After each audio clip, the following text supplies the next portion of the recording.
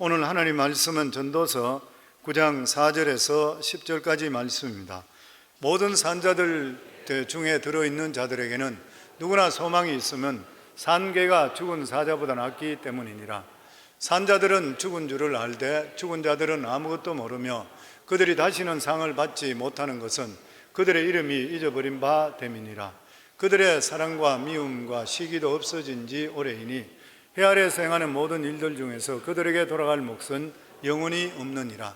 너는 가서 기쁨으로 내 음식물을 먹고 즐거운 마음으로 내 포도주를 마실지어다.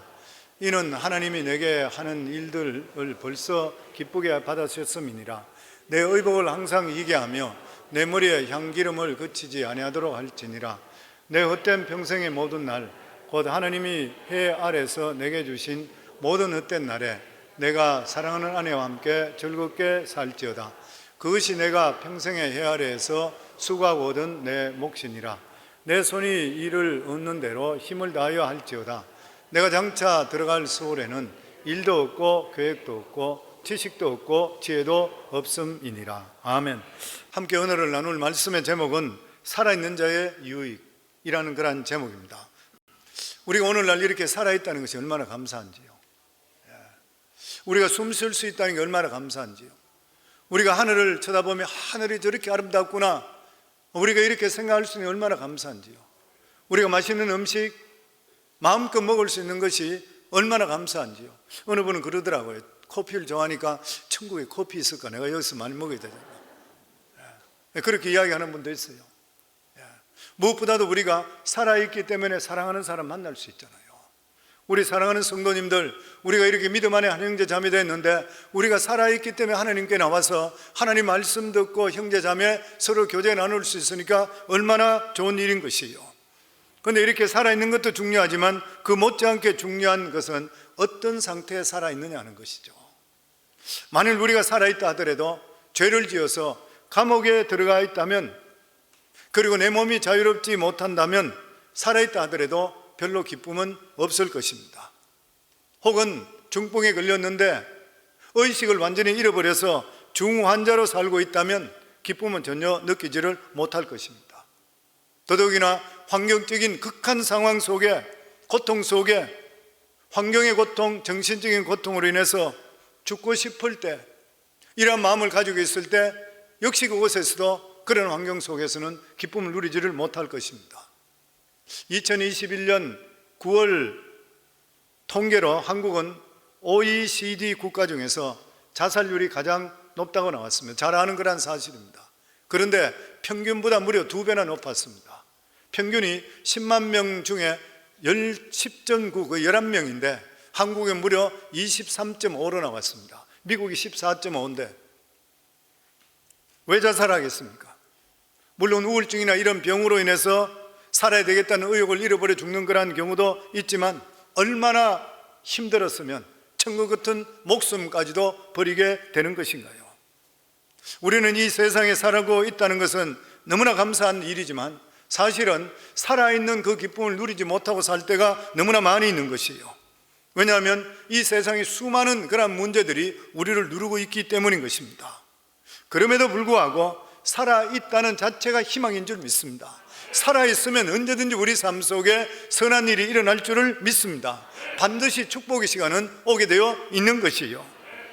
2차 대전 때 많은 유대인들이 독일의 가스실에서 죽어갔습니다. 그런데 그 중에 아주 힘든 그런 노동과 지옥 같은 환경을 끝까지 견디는 그런 사람은 나중에 연합군을 통해서 풀려나게 되었을 때 참으로 아름다운 삶을 다시 회복할 수 있는 그런 귀한 기회가 있었는 것이에요. 그렇기 때문에 지금도 아무리 고통 중에 있다 한다 하더라도 앞으로 이 고통에서 풀어나면은 아름다운 축복의 삶이 있다는 것을 확신할 수 있는 삶을 살아갈 수 있어야 되는 것이에요. 믿지 않는 사람들도 이런 삶을 사는데 더더욱이나 우리 예수 믿고 하나님께서 우리 삶의 주인 되신다 그러면은 당장은 아무리 고통스럽고 어렵다 하더라도 이러한 고통을 이기게 될 때 반드시 축복의 타임은 우리에게 올 줄을 믿습니다. 그렇기 때문에 끝까지 살아남아 있어야 되는 것이에요. 왜냐하면 우리 생명이 너무나 중요하기 때문에 그래요. 너무나 소중하기 때문에 그래요. 제가 존경하는 분 중에 우리 성도님들 잘 아시는 자마 대표인 김충건 장로님, 제가 그분만 보면은 제가 그분 앞에서 부끄럽고 적어져요. 지금 연세가 83입니다. 그런데도 불구하고 저하고 대화할 때 보면은 그분의 열정, 하나님을 사랑하는 마음, 대단한 일인 것이에요.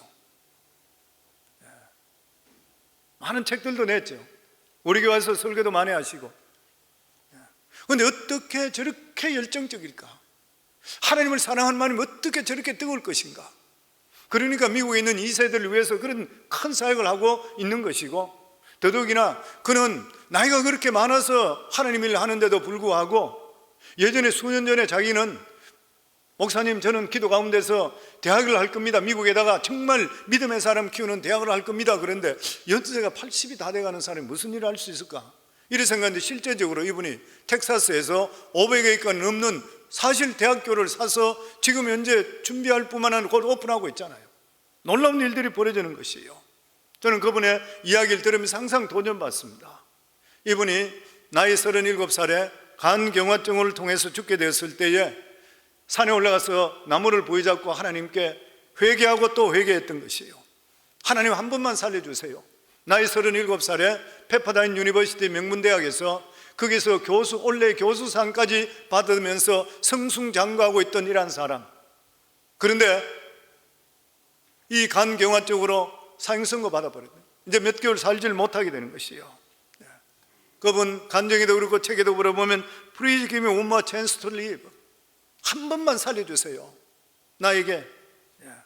그랬을 때 하나님께서 그에게 세 가지를 크게 깨닫게 했다 그러죠. 그 첫 번째가 뭐냐면 생명의 소중성이에요. 생명의 소중성. 우리는 이 세상에 살면서 생명의 소중성을 잊어버리고 살 때가 너무나 많이 있습니다. 생명의 가치를 모르기 때문에 남을 헐뜯는 것이요, 생명의 가치를 모르기 때문에 남을 욕하는 것이요, 미워하고 질투하는 것이요, 이런 것들은 우리 인생 삶 속에 정말 소중한 삶을 허비하고 소비하는 것입니다. 사랑하더라도 시간이 짧은데. 그리고 그는 부르짖기를 하나님 한 번만 저에게 새로운 생명을 주시면 정말 소중하고 가치 있는 것에 내 인생을 다 드리겠습니다. 그리고 두 번째가 아무리 위대한 계획과 큰 꿈을 가지고 있다 하더라도 몸이 아프면 아무것도 할 수 없다는 것이에요. 그는 젊고 건강할 때 믿음으로 충성으로 하나님 섬기지 못하고 젊음과 건강 이런 것을 낭비한 것이 얼마나 후회되고 회개한지를 모르는 것이에요. 그리고 세 번째로 하나님의 도전이었습니다. 하나님께서 나는 내 생명을 그렇게 가치 있다고 생각해서 나의 가장 소중하게 사랑하는 나의 독생자 예수 그리스도를 너에게 보내주었거늘, 그리고 그를 통해 십자가에 못 박혀 죽음을 통해서 그것을 믿음을 통해 네가 구원받게 했거늘 너는 지금까지 나를 위해서 무엇을 했느냐? 너는 1955년도에 예수 그리스도를 영접한 후 무려 22년 동안 너는 네 마음대로 살았는데 내 기대대로 살지 못했다. 너는 22년 동안 나를 위해서 무엇을 위해 살았냐? 너무나 충격적이었습니다. 지난 22년 동안 돌아볼 때 자기의 삶을 너무나 많이 낭비해버렸던 것이요, 견딜 수가 없었습니다. 예수 믿고 구원받았다는 그것만 자기 가지고 있었지 실제적으로 하나님께 내 삶을 통해 무엇을 원하실까, 이런 것에 대해서 자기가 무엇 때문에 사는지, 왜 살아야 되는지 보다는 어쨌든 공부해서 박사학위 받아서 유명한 교수 되고 이것이 인생의 전부 목적이었으니까요. 하나님께 자기를 건져주시고 자기를 통해 하시고자 하시는 뜻은 전혀 상관없이 나의 목표와 나의 삶만 그냥 추진했던 것이에요. 그게 막 가슴을 쳐는 것이에요. 그래서 그는 하나님께 다시 한번 가슴을 칩니다. 하나님, 나의 병을 회복시켜 주시고 한 번만 생명을 주세요. 그렇게 해주신다면 나의 남용한 모든 삶들 하나님 갚을 수 있는 기회를 주소서. 내가 빚진 자로서 평생을 살겠습니다. 무려 5시간에서 6시간 동안 하나님께 매달렸습니다. 그리고 하나님, 저를 살려주신다는 표적을 보여주시자면 저는 오늘 여기 죽겠습니다. 5, 6시간을 정말 나무를 붙들고 하나님께 부르짖는 거예요. 먼동이 터올 무렵 새벽 5시 반 정도쯤 되었다 그래요. 그때 기도 속에 환상을 보게 됩니다. 하얀 옷을 입은 큰 분 가슴 속에 자기가 머리를 깊이 박고 있고 그분은 그를 꼭 껴안고 있는 그런 모습, 그러면서 아주 젠틀하게 예수님께서 하신 말씀이 I forgive you, I forgive you, I forgive you. 그날이 1977년 6월 24일, 그는 그 인생이 BC에서 AD로 갈라지는 역사의 날이라 그랬습니다. 그리고 나서 그는 그 산에 내려가서 하나님께 치료해 주신 것을 확신하고 병원에 가서 정밀검사를 했을 때 주치의가 수많은 기록들하고 같이 일해 보다가 다른 사람도 같이 불러서 하는 말이, 김 교수 당신은 완전히 회복됐어. 이거는 기적이라 할 수밖에 없어. 사랑하는 성도님들, 하나님은 오늘도 살아계세요. 이렇게 하나님을 만나고 나니까 나이가 그렇게 많은데도 불구하고 미국 전역을 운전해 다니면서 젊은이들을 깨우고 있잖아요. 수많은 사람들에게. 그 김충훈 장로님이 저에게 부탁한 것이, 목사님 2세대를 키워야 됩니다. 이 미국의 주인은 누구냐면 하나님이십니다. 그렇기 때문에 누구든지 하나님 뜻 가운데 믿음으로 자라게 되면 그 자녀들이 미국을 이끌게 되어 있습니다. 가츠 킹덤을 이루어야 됩니다. 그렇기 때문에 우리 성광교회에서도 학교를 좀 만들어 주세요. 학교를 만들어서 다음 세대들을 정말 믿음으로 좀 키워봐 주세요. 그리고 자기 대학으로 보내주세요. 지금까지 자마에 거기에 개인 그리고 전체 단체 중에서 우리 교회가 가장 많은 헌금을 했습니다. 성도님들의 헌금이 가장 많이 갔습니다.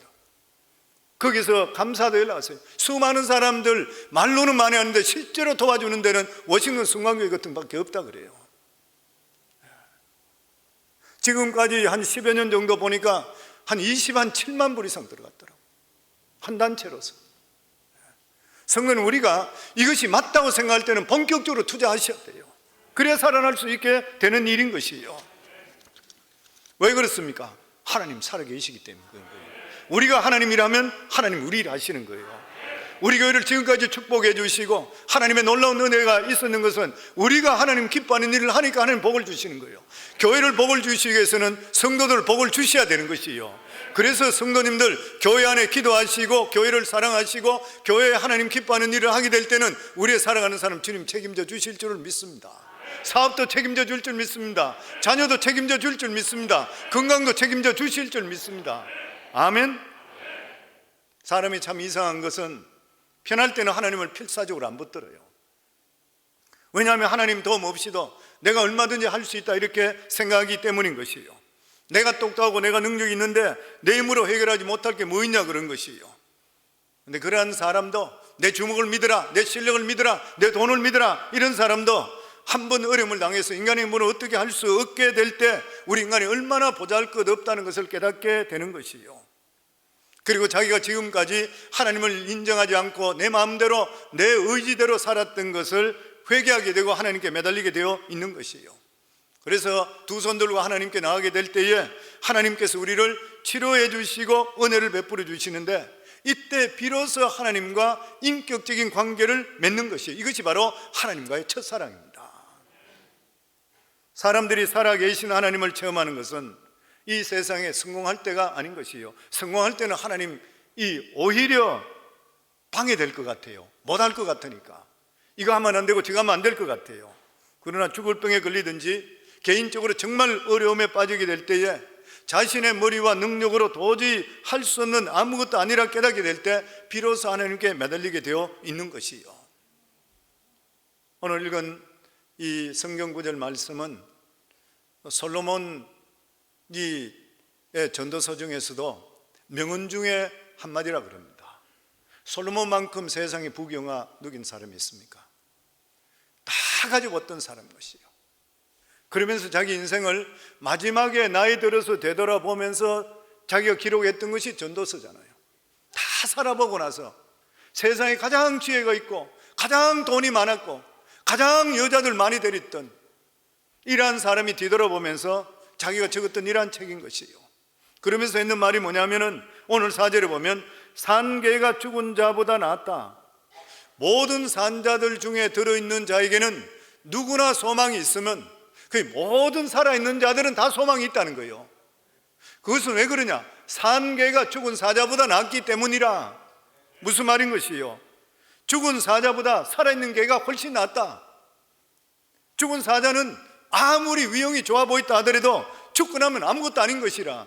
오히려 죽고 나면 다 짐승들이 와서 뜯어먹어버리고 아무것도 없는 것이요. 살아있는 개는, 풍채는 사자같이 위험이 없지만 얼마든지 가고 싶은데 마음대로 가고 먹고 싶으면 먹고 돌아다닐 수 있기 때문인 것이요. 우리 인생이 아무리 허무하고 살 의미가 있다 하더라도 살아있는 자는 죽은 자와 비교할 수 없는 하나님의 귀한 복이 있는 것을 믿어야 되는 것이요. 우리 살아있는 자들 중에서 우리가 살아있다는 것 중에 하나님이 주시는 귀한 축복, 그러니까 가장 유익되는 것, 저는 볼 때 그런 것 같아요. 우리가 살아있으면서 가장 큰 유익이 뭐냐면은 예수 믿고 구원받을 수 있다는 것입니다. 바로 죄에서 해방될 수 있는 그런 기회인 것이요. 만약 이 기회를 놓치게 된다면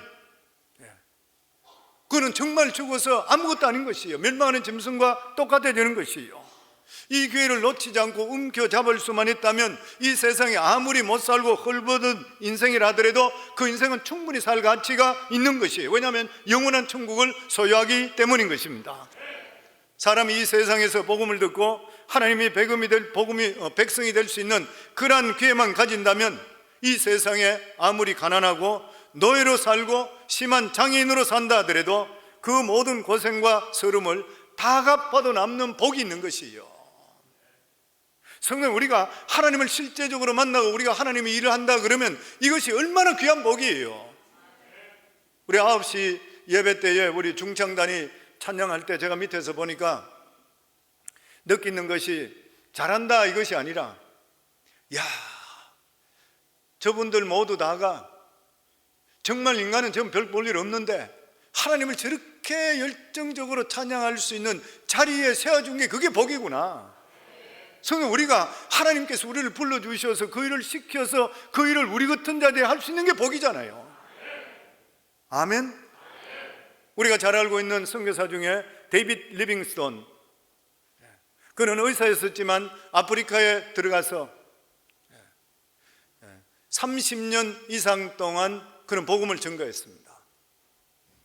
그러면서 그가 복음을 전가하면서 이 영국에 있는 선교 단체와 함께 계속 연락이 오는데 연락이 끊어진 지 몇 년이 되어버리는 거예요. 아무리 연락이 되지 않았던 것이요. 그랬을 때에 스탠리라고 하는 탐험가를 보내서 이 데이빗 리빙스톤을 찾게 되는 것이요. 1년 동안을 밀림 속을 헤매다가 그러다가 데이빗 리빙스톤을 만나게 됩니다. 그때 데이빗 리빙스톤은 열병에 걸려서 거의 죽어가고 있었던 거예요. 그랬을 때에 이 스탠리와 그 같이 갔던 일행들을 통해 1년 동안 간호를 받는 거예요. 그리고 몸이 다시 회복됩니다. 그랬을 때 이 스탠리가 이 데이빗 리빙스톤 그 선교사님의 그리 이야기합니다. 선교사님, 지난 30년 동안 이것에 헌신했지 않습니까? 이제 그만 저와 함께 본국으로 돌아가서 평안하게 삽시다, 이렇게 했던 거예요. 그랬을 때 데이빗 리빙스톤이 아주 유명한 대답을 했습니다. 아닙니다.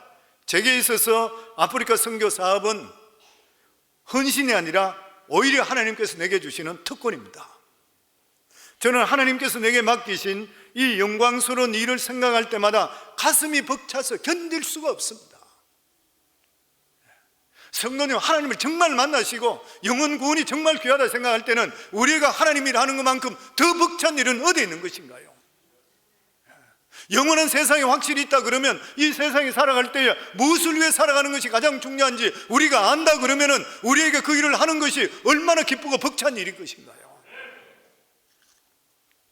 그래서 이 세상에 하나님 모르고 돈만 잔뜩 가지고 있고 이런 사람들은 죽은 사자와 똑같은 것이요. 아무리 명예가 있고 학식이 많이 있다 하더라도 딴 사람, 세상 사람들은 볼 때는 좋아 보이는지 모르지만 하나님의 안목으로 볼 때, 영적으로 볼 때는 죽은 사자예요. 돈 많이 가지고 있는 사람이 그냥 살다 죽게 되면은 주위 사람들이 돈 다 뜯어가는 것이요. 세상의 형체도 없이 없어져 버리는 것이요.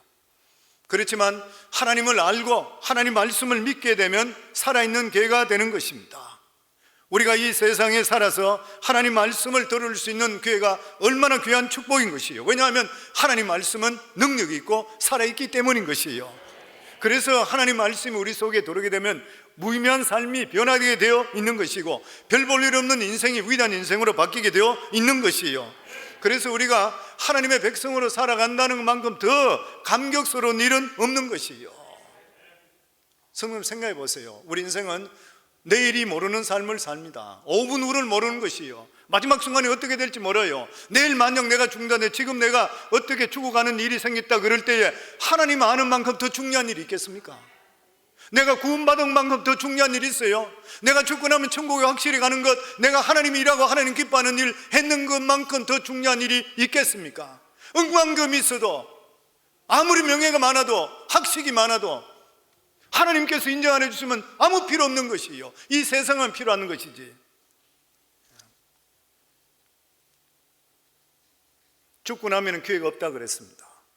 그래서 5절 6절에 보면 산자들은 죽을 줄을 알되 죽은 자들은 아무것도 모르며 그들이 다시는 상을 받지 못하는 것은 그들의 이름이 잊혀진 바 됨이니라. 그들의 사랑과 미움과 시기도 없어진 지 오래이니 해 아래에서 행하는 모든 일 중에 그들에게 돌아갈 몫은 영원히 없느니라. 오직 우리가 살아있는 동안 하나님 일할 수 있고 하나님 뜻대로 살 수 있는 기회가 주어지는 것이요, 죽으면 다시는 기회가 없는 것입니다. 오직 죽으면은 영원한 저주와 절망밖에 없는 것이요. 어떤 분은 그렇게 이야기했어요. 지옥에는 자살도 할 수 없다고. 내가 할 수 있는 일이 아무것도 없는 것이요. 그래서 우리 인간에게 가장 중요한 것은 살아있는 동안 우리 운명을 바꿀 수가 있는 것이요. 그것이 뭐예요? 하나님을 믿는 것입니다. 그래서 우리 인생의 가장 귀한 축복은 무엇입니까? 하나님을 믿는 것, 하나님을 아는 것, 예수 잘 믿는 것이요. 성경에는 하나님이 없다고 하는 자를 어리석은 자라 그랬습니다. 시편 14편 1절에 보면 어리석은 자는 그의 마음에 이르기를 하나님이 없다 하도다. 어리석은 자, 하나님을 모르는 자, 하나님을 경외하지 않는 자, 어리석다는 것이에요. 하나님을 알 수 있는 것은 영적인 눈이 떠야 됩니다. 우리가 알고 있듯이 이 구소련의 우주여행사 유리 가가린은 인류 최초의 우주 비행사로 역사의 족적을 남겼던 그런 사람입니다. 그는 우주를 처음으로 갔다 돌아와서 유명한 말을 남겼죠. 우주에서 보니까 지구가 너무 푸르고 아름답다. 그런데 어디에서도 하나님은 보이지 않았다. 그런데 똑같이 우주여행을 마치고 돌아온 미국의 비행사였던 맥디버는 나는 우주의 신비 속에서 창조주 하나님의 살아계심을 나는 분명히 확인할 수가 있었다. 똑같은 우주 비행사인데도 불구하고 한 사람은 예수 믿고 거듭나게 돼서 영의 눈이 열리는 거니까 모든 것이 하나님의 역사이며 모든 것이 하나님의 임재하심이요, 모든 것이 하나님의 영광인 것이고 모든 것이 하나님의 섭리인 것이요. 성도는 우리가 하나님의 주시는 은혜를 체험하게 되면 모든 것이 감사합니다. 모든 것이 은혜인 것이고. 아멘. 하나님이 살아계시요. 오늘 이 자리에 와 계신 거 믿으시면 아멘 하시기 바랍니다. 성경에 보면 아람 군대가 이스라엘 백성 이스라엘을 치려고 할 때마다 항상 중간에 이스라엘이 매복해서 자기들이 가는 길을 다 알고 있어서 자기들이 항상 패하는 것이에요. 그러니까 아람 왕이 신하들과 모여서 이야기하기를 분명히 이 안에서 첩자가 있다. 그렇지 않고는 어떻게 해서 우리가 이스라엘의 군대를 보내는 그 길목에 그들이 꼭 매복되어 있다가 우리를 이렇게 쳐서 우리를 실패하게 하는지 모르겠다. 이 중에 누가 첩자냐 그러니까 그 중에 신하가 하는 말이, 왕이여, 여기에 첩자가 있는 것이 아니라 이스라엘에는 왕의 침세를 사는 이야기까지도 다 알고 있는 사람이 있습니다. 그 사람이 바로 엘리사 선지자입니다. 엘리사가 있는 이상은 우리는 절대로 못 이깁니다. 그러니까 왕이 엘리사가 어디 있느냐? 엘리사를 잡아라 그랬던 거예요. 그래서 군사를 전부 다 동원해서 엘리사를 잡기 위해서 가는데 엘리사가 마침 그때 도단성에 와 있었던 거예요. 그러니까 이 아람 군대들이 도단성을 다 에워쌌는 것이에요. 완전히 포해가 있는데 아침 일찍 일어나서 이 엘리사의 사환이었던 게하시가 바깥에 기지를 켜고 나오다 보니까 전체가 아람 군대로 기때부터 해서 군사들이 말도 돌리고 쫙 다 돌릴 수 있는 거예요. 깜짝 놀라서 내려가서 선생님이요, 우리 이제 죽었습니다. 아람 군사 우리를 다 포위됐습니다. 우리 이제 죽게 됐습니다. 그러니까 이 엘리사가 그랬잖아요. 걱정하지 마라. 했던 말이 두려워하지 말라. 우리와 함께한 자는 저와 함께한 자보다 많도다. 그러면서 하나님께 기도하는 거예요. 기도하는 순간에 게하시의 눈이 뜨는 것이에요. 게하시의 영안이 늘리는 순간에 이 아람 군대 뒤쪽에 전체적으로 불병거와 불말들, 하나님의 불병거와 불말이 가득하게 보이는 거 보이는 것이에요. 그리고 이 엘리사가 기도함을 통해 아람 군대가 눈을 다 멀게 해서 길을 사람이 인도하는 대로 따라서 다 포위돼 버렸던 것이에요. 이게 열왕기하 6장에 기록된 그런 내용입니다. 성도님들, 우리 눈에 보이지 않지만 우리가 하나님도 영계죠, 사탄도 영계죠. 영적인 세계에는 우리가 눈에 보이지 않지만 분명히 존재하는 것 마찬가지로 오늘도 이 시간에 하나님께서 믿는 자들에게, 믿는 교회에 천군 천사들이 와서 동원하셔서 보호하시고 지켜주실 줄을 믿습니다. 우리 눈에는 보이지 않지만 천사도 와 있는 것이에요. 그리고 불병거 불말, 우리 사랑하는 성도님들이 하나님께 계속적으로 기도하고 사는 사람들은 하나님께서 불병거와 불말을 보내주셔서 하나님께 보호막을 쳐주는 것이에요. 보호막을 쳐주기 때문에 악한 것들이 못 들어오는 거예요, 영적으로. 그런데 우리가 영적으로 약해지고 기도하지 않게 되고 우리가 하나님께 믿음적으로 살지 못하게 되면 보호막이 옅어지는 거예요. 그러다 어느 약한 부분에 찔림을 통해 악한 것들이 들어오게 되어 있는 것이에요. 우리가 분명히 알아야 되는 것이에요. 우리가 이 세상 살아가는 삶에도 우리를 둘러싼 원수들이 너무나 많이 있습니다. 마귀의 군대가 여러 면으로 도적질하고 죽이려고 그러는 것이에요. 멸망시키려고 그래요. 우리가 육신의 눈만 가지고 떠서 보면 매일매일 살아가는 삶이 불안합니다. 앞으로 어떻게 될지 모르는 것이에요. 초조하고 좌절해요.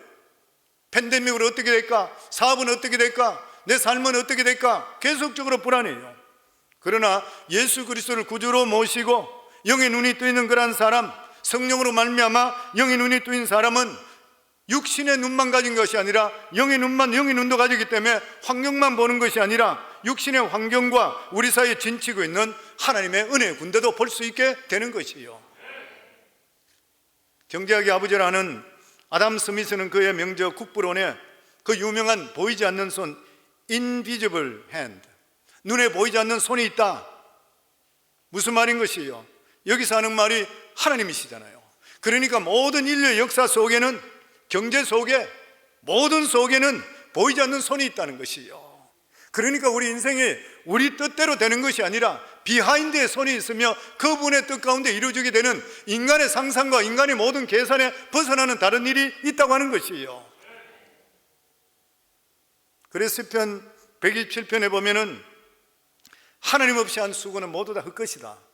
여호와께서 집을 세우지 아니하시면 세우는 자의 수고가 헛되며 여호와께서 성을 지키지 아니하시면 파수꾼의 깨어있음이 허사라. 너희가 일찍 일어나고 늦게 누우며 수고의 떡을 먹음이 헛되도다. 아무리 열심히 하더라도 밥은 먹죠. 항상 이야기가 밥은 먹을 수 있지만 그 일을 이루어주시고 안 이루어주시는 그러한 어떤 모멘텀에 가서는 하나님께 손을 대 드셔야 되는 것이에요. 뭐 열심히 안 사는 사람 어디 있어요? 새벽부터 늦게까지 미국 가서 열심히 안 하는 사람 어디 있어요? 근데도 보고 그런데도 불구하고 그냥 호구지책만 하는 사람 있고 정말 괜찮게 사는 사람 있고 모든 일들이 보면, 그래서 하나님께서 말씀하시는 것이 여호와께서 집을 세우지 아니하시면 세우는 자의 수고가 헛되다는 것이에요. 그래서 인생에 가장 중요한 것은 하나님을 아는 것입니다. 하나님을 모르는 것은 짐승과 똑같다 그랬어요. 잠언 30장 2절에 4절에 보면 아굴이라는 사람의 잠언입니다. 대단한 사람이죠. 그런데 그는 하나님을 알기 전까지는 짐승이라는 거예요. 나는 다른 사람에게 비하면 짐승이라, 내게는 사람의 총명이 있지 아니하니라. 하나님 알기 전에는 저랬다는 거예요. 하나님 모르면 짐승같이 살 수밖에 없으니까. 하나님 모르면 짐승같이 그냥 눈에 보이는 대로 살고 욕망 따라 살고 욕심 따라 살다 가는 것이니까. 사람의 총명이 있지 아니하니라. 나는 지혜를 배우지 못하고 또 거룩한 자를 아는 지식이 없으니, 짐승은 어떻다고요? 거룩한 자를 아는 지식이 없대요. 하늘에 올라갔다 내려온 자가 누구인지, 바람을 그 장중에 모은 자가 누구인지, 물을 옷에 산 자가 누구인지, 땅의 모든 끝을 정한 자가 누구인지, 그 이름이 무엇인지, 그의 아들의 이름이 무엇인지 너는 아느냐? 성도님들은 아시는가요? 아멘? 우리 하나님 알잖아요. 하나님께 천지 만물을 창조하시고 바람도 만드시고 운행하시고 여기까지 오는 것, 이것은 하나님을 모르면 절대 알 수가 없는 것이에요. 그래서 성경에 보면 하나님을 아는 것이 지식의 근본이라 그랬습니다. 잠언 1장 7절에 보면 여호와를 경외하는 것이 지식의 근본이오늘 미련한 자는 지혜와 훈계를 멸시한, 여호와를 경외하는 것이 모든 지식의 근본이래요. 그러니까 하나님을 모르는 것 같으면 아무리 그 사람이 박사를 몇 개나 가지고 있더라도 무식한 사람이요, 지혜롭지 못한 사람이라. 그럼 우리 하나님을 아는 자들은, 예수 믿는 자들은 어떻게 살아야 되는 것이에요? 세상에만 쫓아가서는 안 돼요. 왜냐하면 우리가 예수 믿고 구원받은 하나님의 자녀들은 가장 중요한 게 뭐예요? 내가 누군지 알잖아요.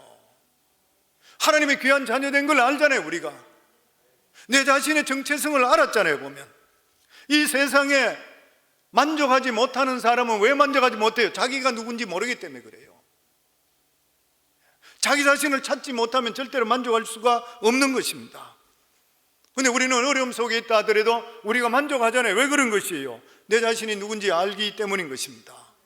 사람이 길을 잃게 되면 방황해요. 당황하게 되는 것이고, 그러나 길을 아는 사람은 차분하게 갈 수 있어요. 우리 모두 다 내가 길이요 진리요 생명 대신 예수 그리스도의 길을 찾고 가는 사람인 것이에요. 그래서 그런 사람은 어떻게 살아야 되느냐? 7절 말씀입니다. 저희들 같이 읽습니다. 너는 가서 기쁨으로 내 음식을 먹고 즐거운 마음으로 내 포도주를 마실지어다. 이는 하나님이 내게 하는 일들을 벌써 기쁘게 받으셨음이라.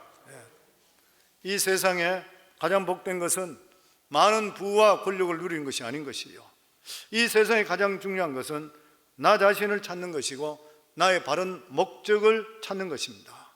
하나님을 믿는 사람은 이미 모든 삶을 하나님 뜻 가운데 알고 받았기 때문에 인생의 목표를 찾은 것이요, 그리고 하나님 안에 있을 때는 내 인생의 모든 삶은 하나님께서 반드시 모든 게 합력의 선을 이루어 주신 것을 믿기 때문인 것입니다. 그래서 인생의 길을 찾은 사람은 굳이 세상에서 최고가 되려고 할 필요 없어요. 다른 사람한테 인정 막 받고 싶고 할 필요가 없어요. 왜냐하면 그럴 필요가 없는 것이 하나님께서 알고 계시기 때문인 것이에요.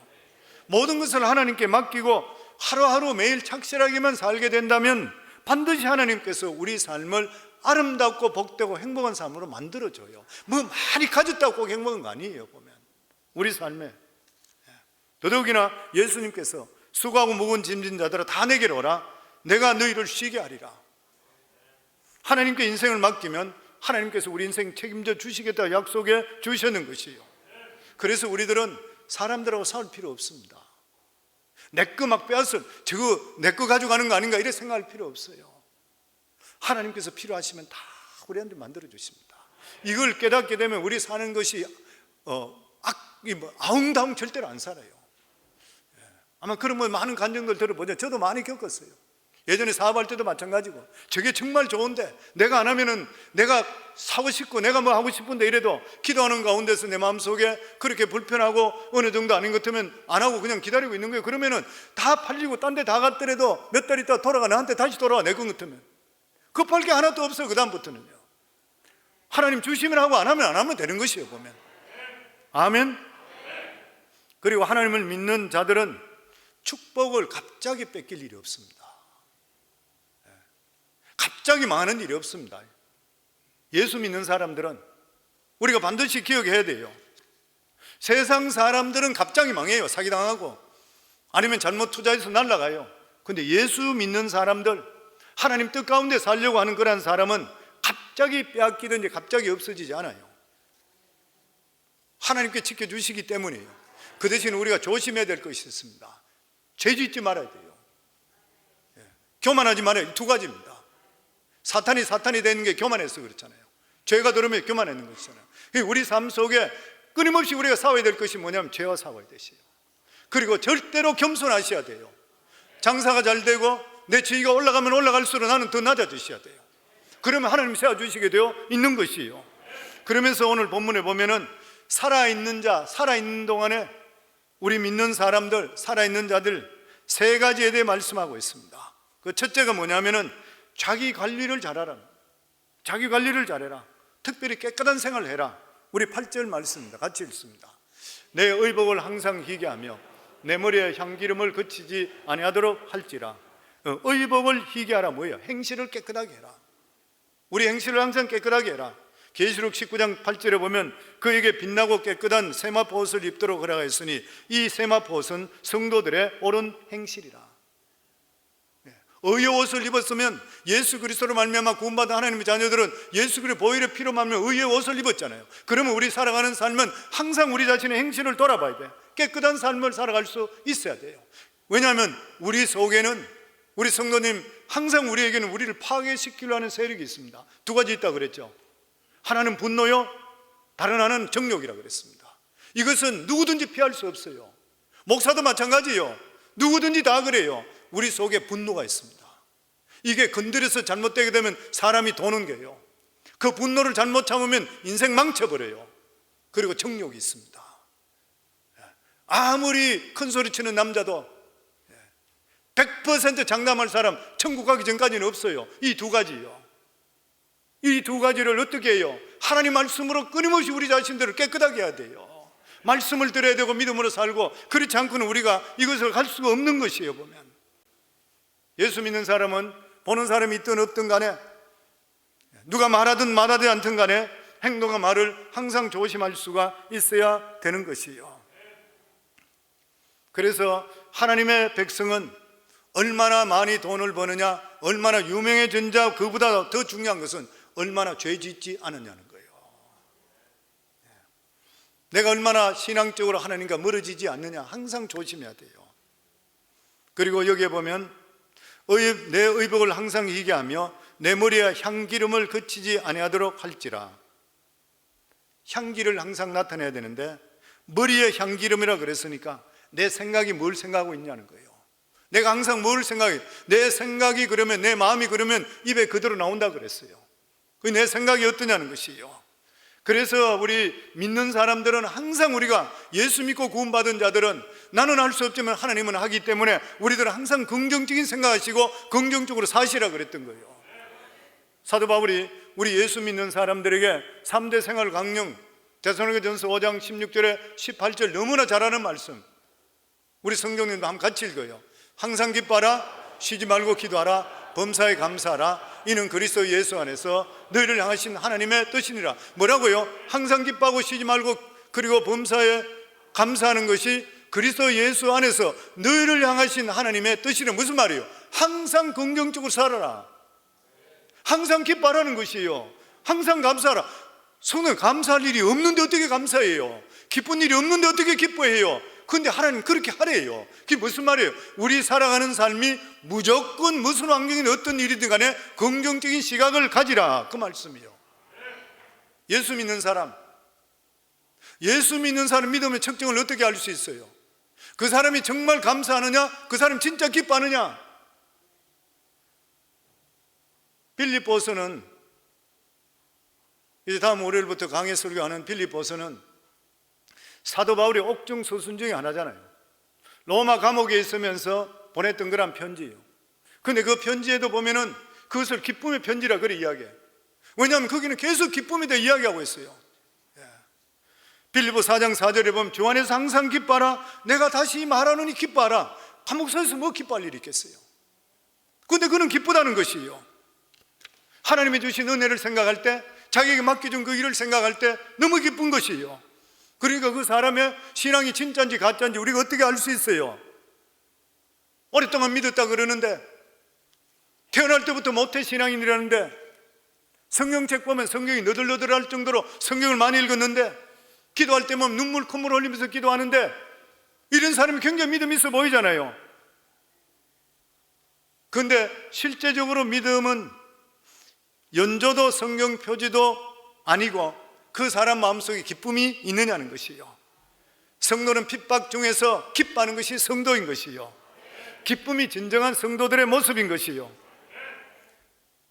그래서 참 믿음의 증거는 기쁨입니다. 왜냐하면 가스펠이라는 복음이라는 자체가 굿뉴스는 이게 기쁨의 소식이잖아요. 기쁨의 소식이 우리 속에 들어왔다면 우리 삶은 기뻐할 수밖에 없는 것이에요. 그래서 그리스도인의 참 경건은 말을 점잖게 한다든지 행동을 점잖게 하는 이것이 경건한 것이 아니라 주 안에서 기뻐하는 것이 참 경건이요. 아멘. 주님만 바라보면 내 속에 기쁨이 넘치는 것이에요. 이 세상 살아갈 때에 고달플 때가 참으로 많이 있습니다. 기쁨보다 염려 걱정이 더 많이 있는 것이에요. 세상에 기뻐할 처지가 못 되는 것이에요. 가끔 기쁨이 갑자기 생기다가도 순간적으로 없어져 버려요. 염려 걱정이 더 많은 삶이 우리 삶인 것이에요. 근데 성경에서 세상을 보고 기뻐하라 안 그랬어요. 환경을 보고 기뻐하라 안 그랬어요. 성경은 주 안에서 기뻐하라 그랬어요. 주님을 바라보면 기쁨이 오게 되어 있는 것이에요. 이게 예수 믿는, 왜냐하면 예수 안에 만복의 근원이 있기 때문인 것이에요. 죽은 자도 살리신 안에는 능력이 임하기 때문인 것이에요. 절망이 소망으로 바뀌는 것이 예수 안에 있어요. 아멘. 보세요, 성도님들. 술주전뱅이 가정에 자식들도 두들겨 패고 완전 패가 망신한 집이 예수가 들어가고 나면은 천국으로 바뀌어요. 형편없는 남편도 예수만 믿게 되게 되면 완전히 변화되고 사랑하는 아내를 사랑하게 되고 자식을 사랑해요. 이게 어떻게 인간의 힘으로 할 수 있어요? 그러니까 예수님이 우리의 소망이고 예수님이 우리의 희망이고 예수님이 생명이고 능력인 것이에요. 그리고 나서 두 번째로 하나님께서 우리 믿는 자들, 생명이 있는 자들에게 하나님이 주신 것에 대해 만족하라 그래요. 우리 9절 말씀입니다. 같이 읽습니다. 내 헛된 평생의 모든 날, 곧 하나님이 해 아래 내게 주신 모든 헛된 날에 내가 사랑하는 아내와 함께 즐겁게 살지어다. 이것이 내가 평생의 해 아래에서 수고하고 얻은 내 몫이니라. 우리가 누리는 모든 것들은 하나님의 선물입니다. 우리들은 가질 자격이 없어요. 하나님이 주셨기 때문에 가지고 있는 것이에요. 그래서 우리는 하나님이 주시는 이 귀한 것들 선물을 받았기 때문에 욕심 부리지 말아야 돼요. 남의 그 탐내지를 말아야 되는 것이요. 그러면서 오늘 여기 말씀에 보면은 네 헛된 날 중에서, 네 별 볼 일 없는 인생 중에서 네가 가장 평생에 가장 귀한 복이 뭐냐면은 사랑하는 아내와 함께 즐겁게 살아라는 거예요. 이게 누가 지었냐 하면 솔로몬이 했는 말입니다. 솔로몬이 누구예요? 후궁만 700명, 비빔이 300. 자기 와이프 얼굴도 기억 못할 것 같아. 1,000명의 여자를 데리고 살았던 사람, 그것도 각국 나라 공주들, 최고들 같이 살았어요. 그런데 솔로몬이 말년에 돌아보면서 했는 말이 뭐냐면 한 아내와 행복하게 사는 것이 최고다 그 말이에요. 남자들 엉뚱한 짓 하지 마세요. 지옥 떨어져요. 하나님께 주시는 아내와 행복하게 사셔야 돼요.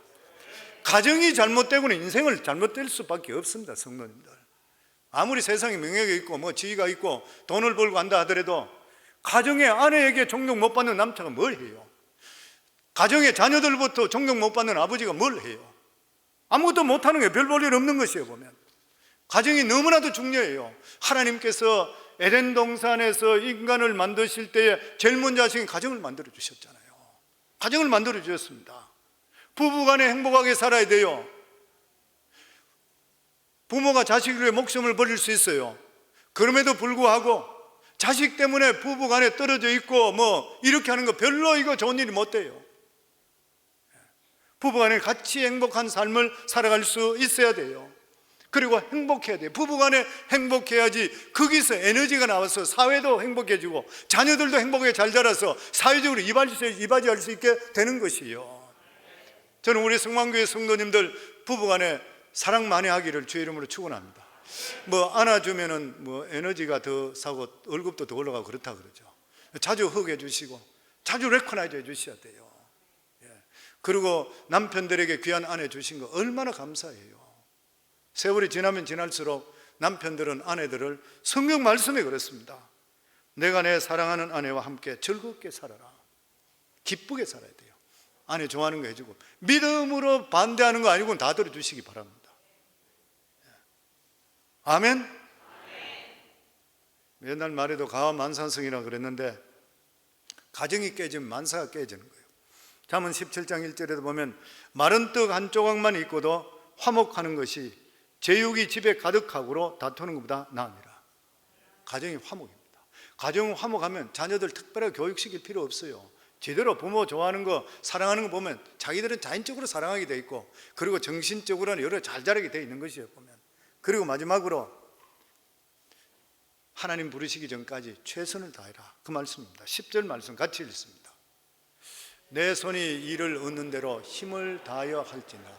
내가 장차 들어갈 소홀에는 일도 없고 계획도 없고 지식도 없고 지혜도 없고. 죽고 나면 일도 없고 계획도 없고 지식도 없고 지혜도 없다. 네 손이 일을 얻는 대로 힘을 다하여 할지 게으르지 마라. 게으르지 마라. 우리 예수 믿는 사람은 일반 안 믿는 사람보다 2배 부지런해야 된다고 항상 말씀드리죠. 일반 사람들은 교회에 나오지 않고 하나님 말씀대로 살지 않고 다 이렇게 하더라도 그 사람들은 그 하나만 추진해서 높은 자리로 올라가고, 아니면 열심히 살아가고 높은 지위로 올라가고 이래요, 직장에서도. 근데 우리 예수 믿는 사람은 교회 예배 드려야 되죠. 하나님께 드리죠. 그리고 목장 모이도 모이죠. 하는 일이 많잖아요. 그러면서도 불구하고 세상에 뒤치지 않으려고 그러면 우리 예수 믿는 사람은 진짜 부지런해야 돼요, 우리 삶에. 그래서 하나님께서는 이 세상에 주어진 일에 최선을 다하라는 것이에요.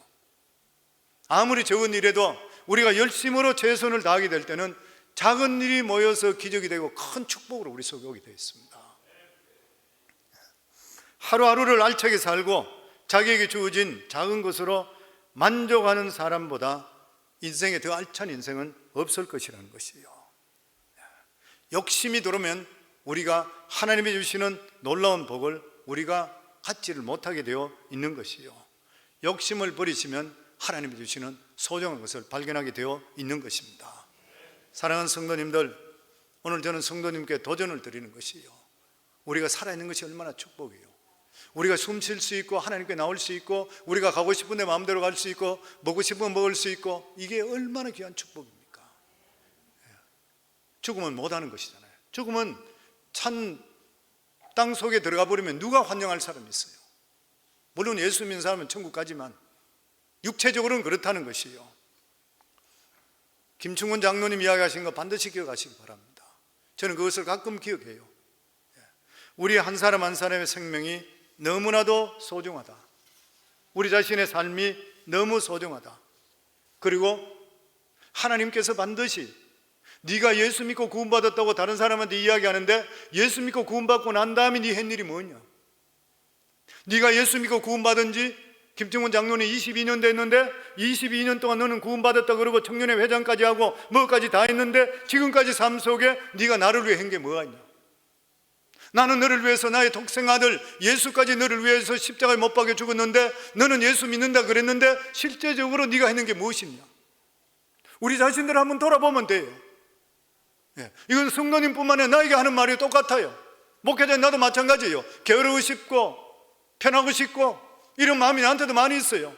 그런데 과연 내가 언젠가 주님 앞에 서게 될 때든지 아니면 어떤 계기 때문에 주님께서 얘기할 때 내가 내 아들을 너를 위해서 죽었구만, 그리고 너에게 영원한 생명을 줬는데 네가 구원받았다고 감사합니다 그러고 나서 지금까지 수많은 세월 속에 나를 위해 네가 뭐 했냐?